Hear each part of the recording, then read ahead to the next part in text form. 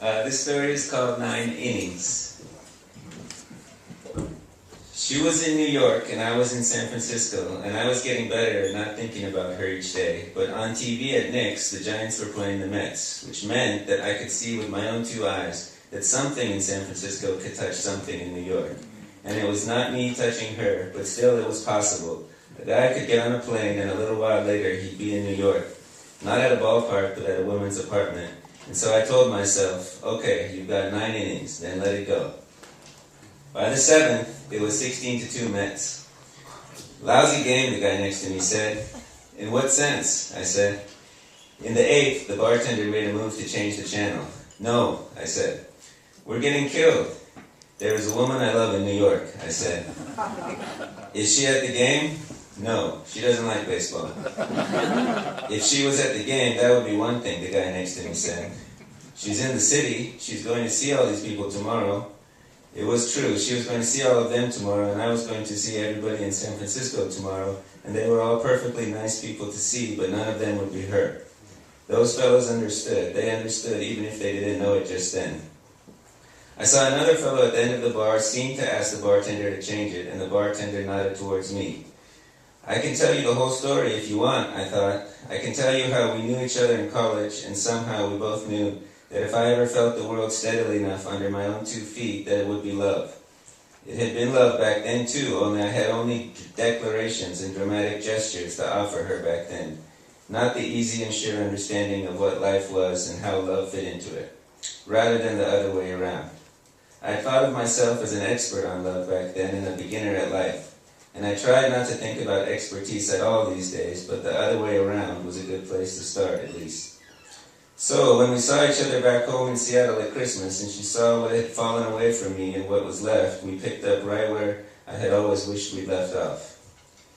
In the 9th, Pablo Sandoval hit a 3-run home run. I didn't say a word. 16-5 was nothing to get excited about anyway. The fellows at the bar took on the look of old hands, knowing that only someone who was some kind of beginner at baseball would think there was a chance. But the Giants put a couple of hits together, a single and 2 doubles, and it was 16-7. 9 runs was still an impossibility, but I saw the fellow at the end of the bar staring intently at his beer, as if in reconsideration of something. There was a walk, and then Andres Torres hit a 3-run shot, 16-10. I saw the fellow get up and walk towards me. I hope you see her soon, he said. Thank you, I said. I did not want to watch the game anymore. When they said you'd asked to leave it on because of a woman in New York, I thought that was foolish. I am sorry for thinking that. It's all right, I said. 16-2 is a blowout. Yes, it is, but I should show a little more faith. Whatever happens now, I should show a little more faith. We watched as Freddie Sanchez hit a double. I hope you see her too, the other guy said. The other guy next to me said. She must be something, he said, as if she was the one standing on second base. She is.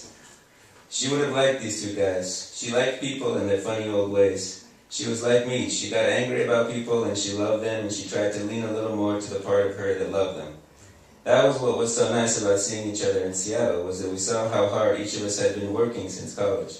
And love was seeing the possibility, at least, of someone you didn't have to work your hardest around. It was almost too much to look at for me. Buster Posey hit a bloop to right that fell in, so it was men on first and third, 1 out. When Pablo hit a double, the place went crazy. Listen, the fellow from the end of the bar said, you need to get on a plane and go to New York. That's nice of you to say. Forget nice. We're watching this game because of her. If she can do this all the way in New York, imagine what she can do when you're in the same place. She can do more than this, I said. That is what I am saying. There was a strikeout, but along the way there was a wild pitch, and Pablo made it to third. Then Mike Fontenot singled him home, 16-12. If we win this, the guy said, I'm going to help you buy your ticket. That's all there is to it. You have to go. Men can get drunk in all kinds of ways, and one of them is witnessing the greatest sobriety of others. The Giants looked as sober as I had ever seen them, but every man in the bar was drunk. They'd gone somewhere they didn't think they could go. Nobody knew that when it came to drunkenness, I'd had to set up some rules since the last time I saw her. 3 drinks if the music being played didn't make me think of her. 2 drinks if it did. I'll help out too, the other guy said. It was beautiful. They wanted to do something like the Giants were doing on TV. They wanted to exceed something. I thought I might just have to give them the chance. Aaron Rowan was up. I watched the ball leave his bat on the second pitch. I smiled. Maybe I really would see her. He didn't hit many out, but when he did, you knew it off the bat. Everybody embraced. It was a magnificent moment. She had done it. She had done it without even trying, which was how she did everything. That and trying very hard. I had to remember that we were still down by a run, but I felt like I had won because everybody believed me that there was a woman in New York that I loved. If you don't go now, the first guy said, I'm going to be upset. I certainly don't want to make you upset. No, you don't. You need to go and tell her about this. 13 runs in an inning, in the ninth.